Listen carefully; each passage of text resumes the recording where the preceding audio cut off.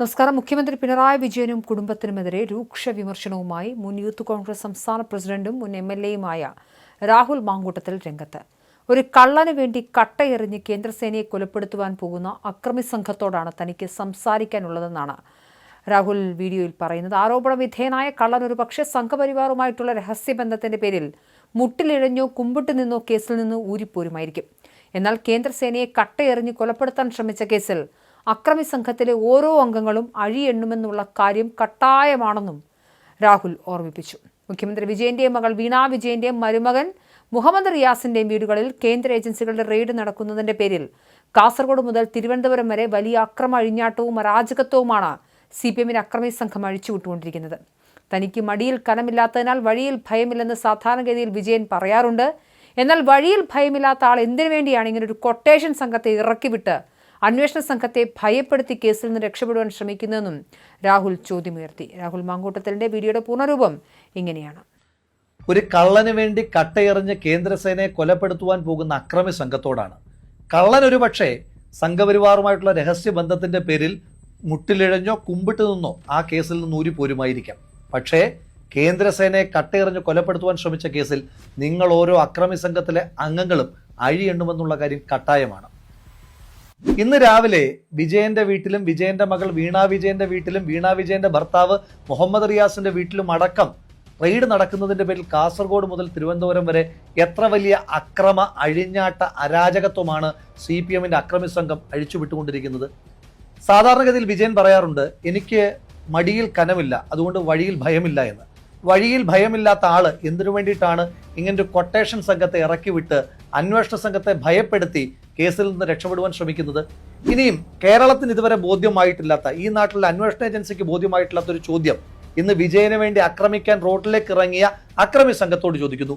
നിങ്ങൾക്കെങ്കിലും പറഞ്ഞു തരാമോ, എന്തിനു വേണ്ടിയിട്ടാണ് വിജയന്റെ മകൾ വീണ വിജയന് കരിമണൽ കർത്തയെ പോലെ ഷെയ്ഡി ക്യാരക്ടറിലുള്ള ഒരു വ്യക്തി 1.72 കോടി രൂപ കൊടുത്തിരിക്കുന്നത്?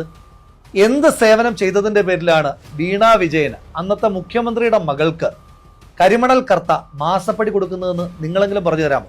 നിങ്ങൾ സമരവുമായി ഇറങ്ങുന്ന ചെറുപ്പക്കാരായിട്ടുള്ള CPM-ന്റെ അക്രമി സംഘത്തിലെ ആളുകളോട് എനിക്ക് സൂചിപ്പിക്കാനായിട്ടുള്ളത്, നിങ്ങൾ ജയിലിൽ കിടക്കും, നിങ്ങളുടെ അമ്മമാർ കണ്ണീര് കുടിക്കും മക്കളെക്കുറിച്ച് ഓർത്ത്. പക്ഷേ വിജയൻ അപ്പോഴും സ്വന്തം മക്കളെ വളരെ സേഫായിട്ട് പ്ലേസ് ചെയ്തിട്ടുണ്ട്.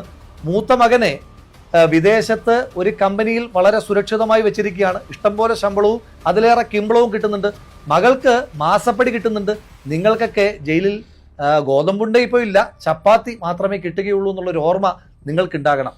വിഷമിക്കുന്നത് നിങ്ങളുടെ കുടുംബമായിരിക്കും എന്നുള്ള ബോധം ഇങ്ങനെ കട്ടയെറിഞ്ഞ് ആളെ കൊല്ലാനായിട്ട് ഇറങ്ങുമ്പോൾ ഉണ്ടാകണം. ഇന്ന് കണ്ട വളരെ ഭീതിജനകമായ ഒരു കാഴ്ചയുണ്ട്. റെയ്ഡ് നടത്തുന്നതിന്റെ പേരിൽ ED സംഘം വാടകയ്ക്ക് എടുത്തിട്ട് വന്നതാണെന്ന് തോന്നുന്നു ഒരു ടാക്സി കാർ.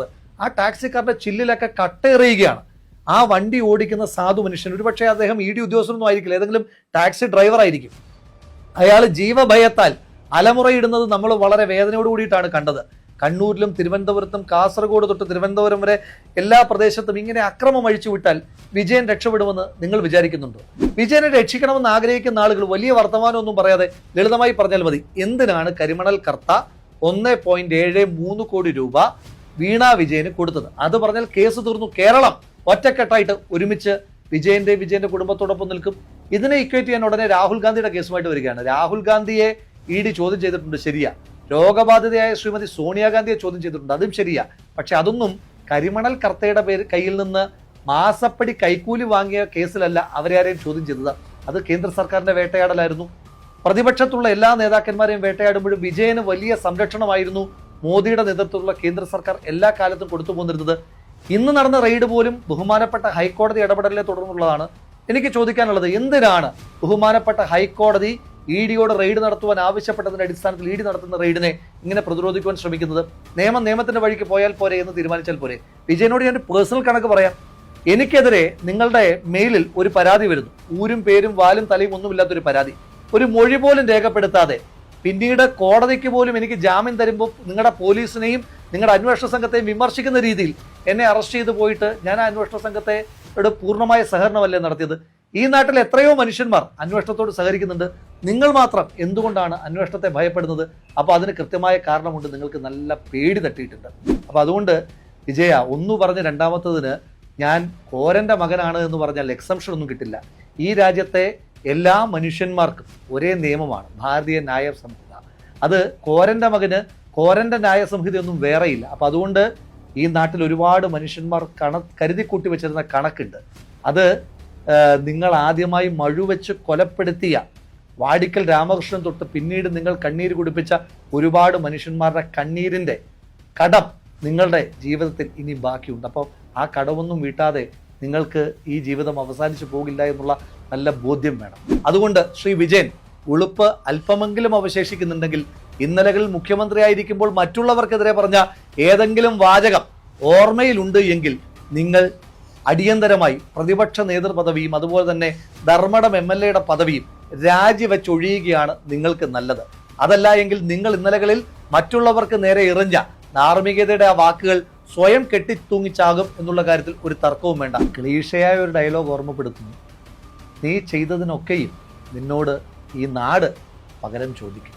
നിന്റെ പ്രവർത്തികൾ ഓരോന്നും നിന്റെ തലമേൽ പതിക്കുക തന്നെ ചെയ്യും. മറക്കണ്ട, ഒന്നും മറക്കാൻ ഈ നാട് ഉദ്ദേശിക്കുന്നു.